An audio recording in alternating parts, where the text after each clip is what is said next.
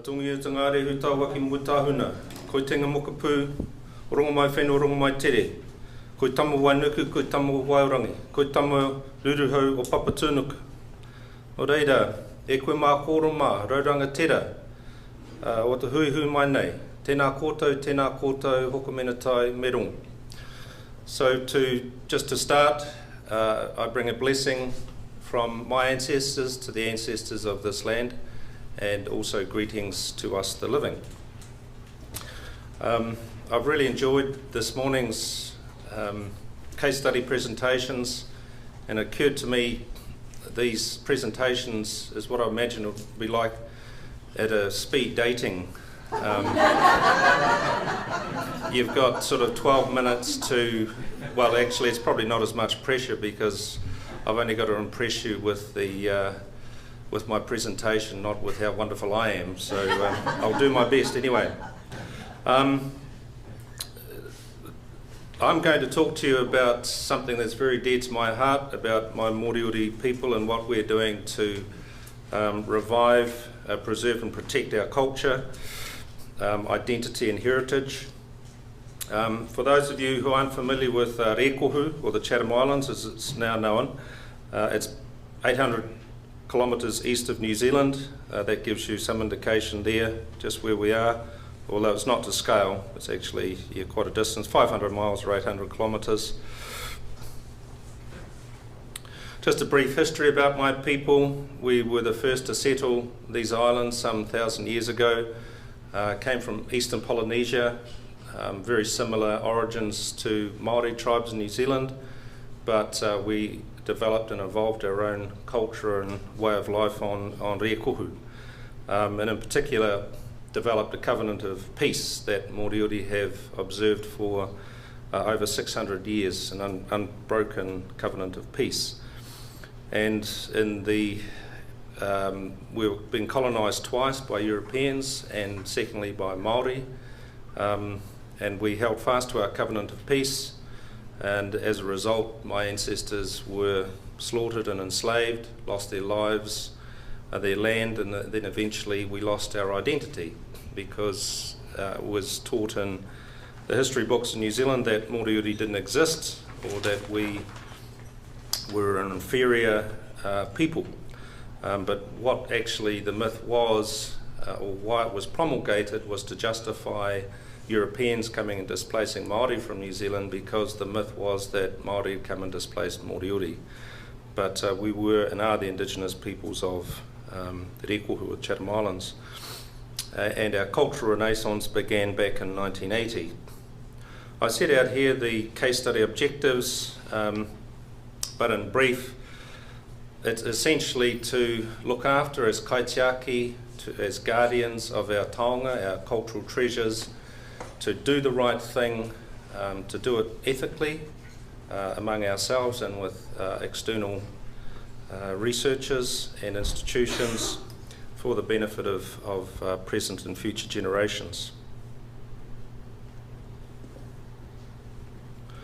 And as Susan said, essentially this case study is about developing a database, a digital database of all our taonga. This here is one of my tupuna ancestors, Herawana Tapu, who was really the first Moriori archivist, record keeper, and probably one of the last significant leaders of our people, who wrote many petitions to the Crown seeking intervention of the justice system to restore Moriori land and property rights. This structure here is Kopinga Marae, which really symbolises our renaissance as a people, and it's where it's the centre of our cultural activities, as you'll see as I go through these slides. And these slides are sort of like an interactive session and an intuitive session, so I'll show you photographs and you've got to intuit what it's all about.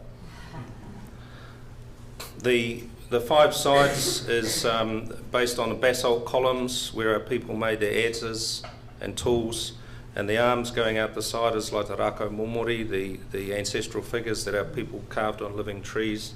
And it also symbolises an albatross in flight, and the albatross was a very tapu or sacred bird to us.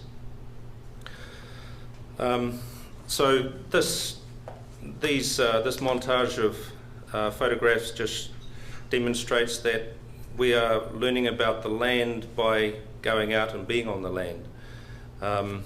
And even though our people's language hasn't been spoken since 1900, that our culture was suppressed and oppressed for 150 years, our people left what I refer to as a human soul print in the whenua, in the land. And that can only be tapped into if you walk the land. And I think my Indigenous brothers and sisters here would relate to that very much. So it also connects with our Aboriginal brothers and sisters in Australia, and in fact we have them to thank for this gift, this koha of this traditional knowledge TKRP database that they came down to Rekohu and presented to us. And it's about learning from the community up and being in country as they describe it.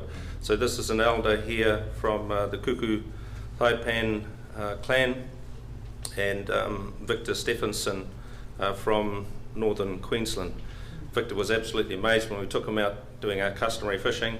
He was asked where the fishing rods were, and I said, we don't use fishing rods, it's just a bit of rope with some hooks on, and there he is with 3 decent blue cod. He couldn't believe it. And here's one of our elders taking timariki, or young people, out into the bush, teaching them about the kopi berries, and in fact he's chewing one there, and they're deadly poisonous if you eat them at the wrong time of the season. But our people cultivated hundreds, probably thousands of tons of these berries. So it's just teaching the young people the right and wrong ways of doing things. Here's Tom showing them how to wrestle an eel out of the creek. And part of the iPinch recording project, with teaching our young people how, and ourselves, how to do proper recording and archiving of our taonga, of our answers that are collected at Kopinga Marae, with some of the young people there. So this was over a week-long workshop. So it's quite powerful because it's involving elders, it's intergenerational, we have control, we try to be inspirational about what we do, so that rubs off on the young people. Here's teaching our young people how to use digital cameras. This one here was taken, this photograph here was taken around the po as the centre post behind those people, and that post contains 1,561 names of all of our men, women and children who were alive at the time of the Maori invasion in 1835.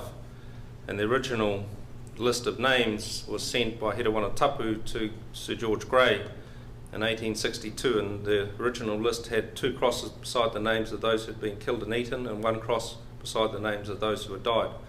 So they did a roll call of the people, and so we have made our marae a tribute to our ancestors. So whatever we do, our ancestors are present, and they infuse everything we do with their mana, with their power, with their peaceful aspiration.